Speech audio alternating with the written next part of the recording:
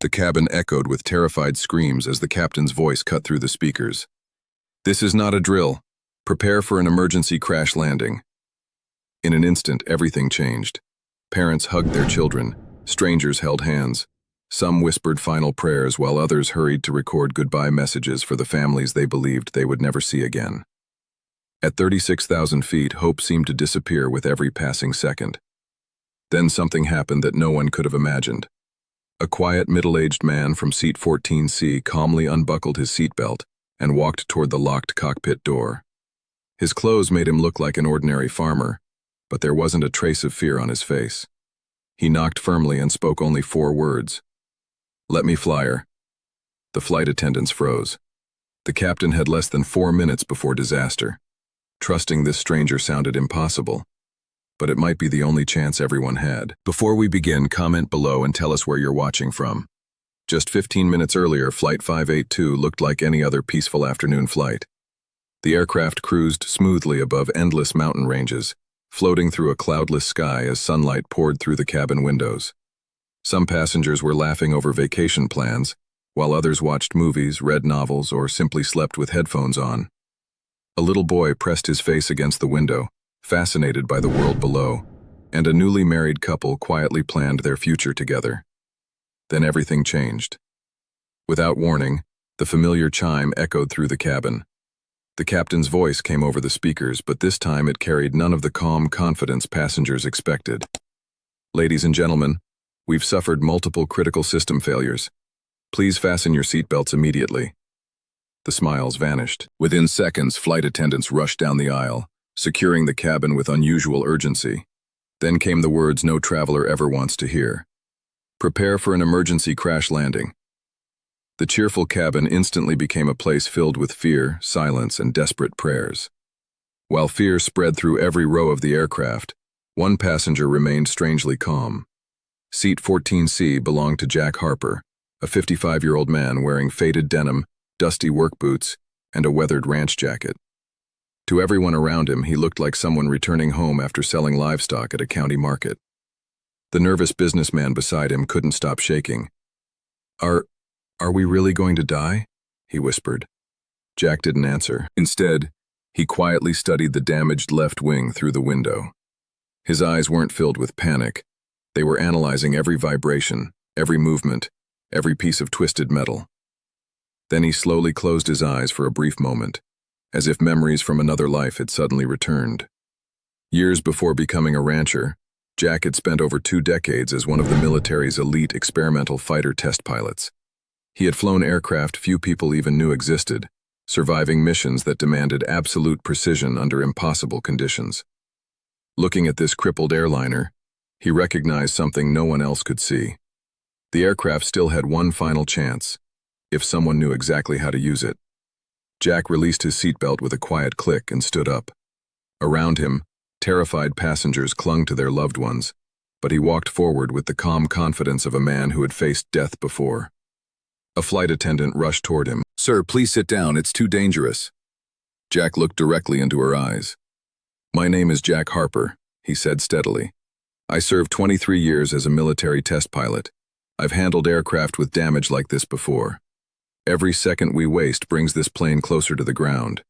I need to speak with the captain immediately." There was no panic in his voice, only certainty. The flight attendant hesitated. She had been trained to stop passengers from approaching the cockpit, but something about Jack's composure made her pause. Against every normal procedure, she escorted him forward. He knocked firmly on the reinforced cockpit door. When it opened, flashing warning lights filled the cramped cockpit. The captain looked exhausted, fighting desperately to keep the aircraft level. Jack took one glance at the instruments and quietly said, "I know exactly what's happening to your airplane, and I believe I can save it."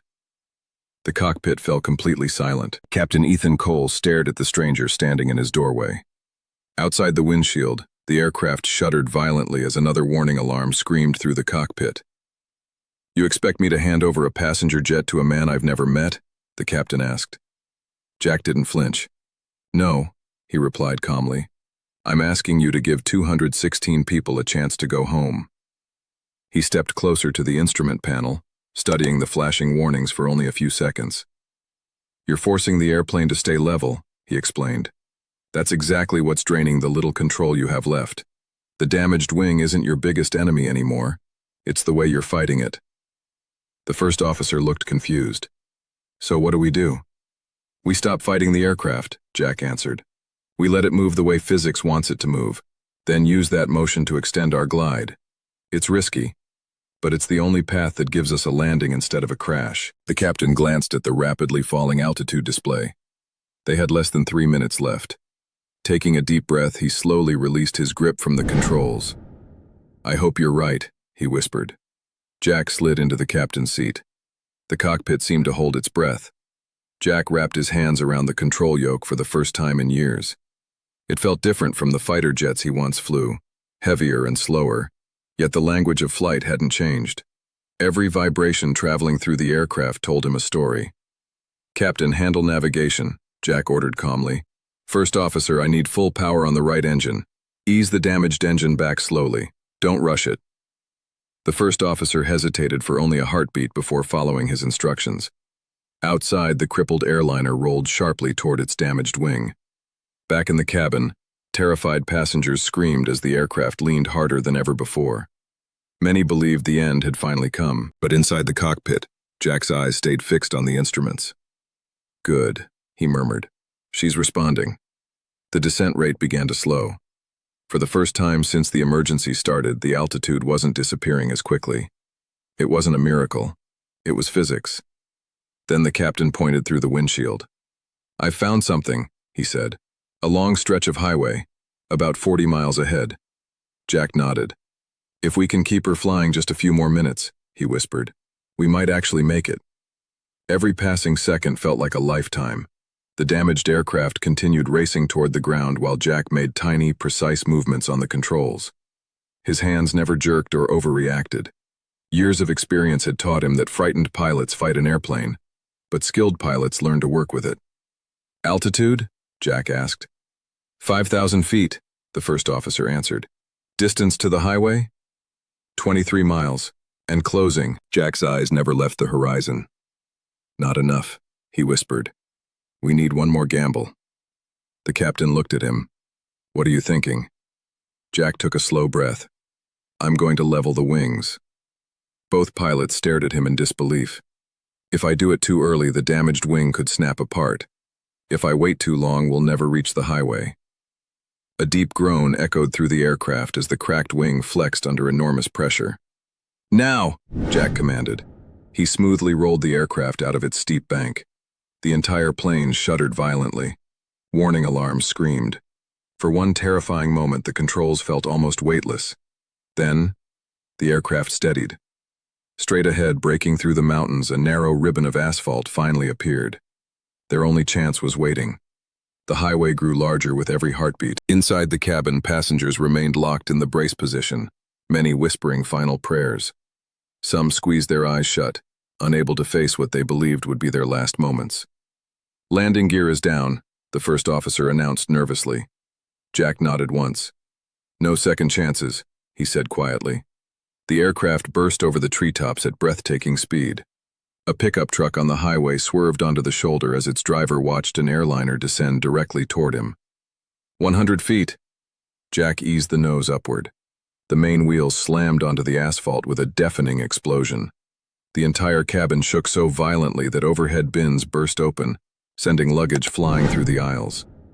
The damaged aircraft fought to escape the road, pulling hard toward the broken wing. Jack wrestled it back, making rapid corrections as sparks erupted beneath the fuselage. Then came another violent crash. The nose gear folded underneath the aircraft, and metal scraped across the pavement, leaving a blazing trail behind. Finally, the roaring faded. The airplane slid to a complete stop. For 2 endless seconds, no one moved. Then, from somewhere in the cabin, a child's trembling voice broke the silence. Mom, are we alive? The silence lasted only a heartbeat before the cabin exploded with sound. People cried openly. Some laughed in disbelief. Others simply sat frozen, unable to understand that they were still alive. Flight attendants immediately sprang into action, shouting instructions as emergency exits opened one after another. Leave everything, Move to the exits. Keep moving. Jack was already on his feet. Without saying a word, he helped an elderly couple reach the emergency slide, lifted a frightened little girl into her mother's arms, and guided an injured passenger whose leg could barely support him. Outside, the cool mountain air mixed with the smell of burned rubber and jet fuel as survivors gathered beside the highway. Moments later, Captain Ethan Cole climbed down from the aircraft and walked straight toward Jack. His eyes were filled with emotion. "I trusted a complete stranger," he said quietly. "Now every person on this flight is standing here because of that decision." Jack looked back at the battered airplane resting on the road. "I didn't save them alone," he replied. "Your crew never gave up. Neither did this aircraft." In the distance, the sound of approaching sirens grew louder as every survivor silently realized they had been given a second chance at life. The story dominated the news for days. Reporters wanted interviews. Aviation experts wanted to study the emergency landing. Government investigators praised the crew's courage, while survivors kept asking the same question. Who was the man in seat 14C? But Jack Harper wasn't interested in becoming a celebrity. 3 days later, he was back at his quiet ranch, repairing fences beneath an open sky, as though nothing extraordinary had happened. His phone rang constantly with television offers, award ceremonies, and newspaper requests. One by one, he politely turned them down. Only one envelope caught his attention. It came from a father who had been sitting near the back of the aircraft. "Because of you," the letter read, "my daughters still have their dad. They'll grow up with memories because you refuse to give up." Jack folded the letter carefully and smiled. "The real heroes," he whispered, looking toward the endless horizon, "are the people who choose courage when fear tells them to quit." Far above his ranch, another passenger plane crossed the evening sky. This time, everyone on board would reach home safely, never knowing that one retired pilot had quietly helped make the skies a little safer for them all. The greatest heroes aren't always wearing uniforms. Sometimes they're sitting quietly in seat 14C, waiting for the moment when courage calls.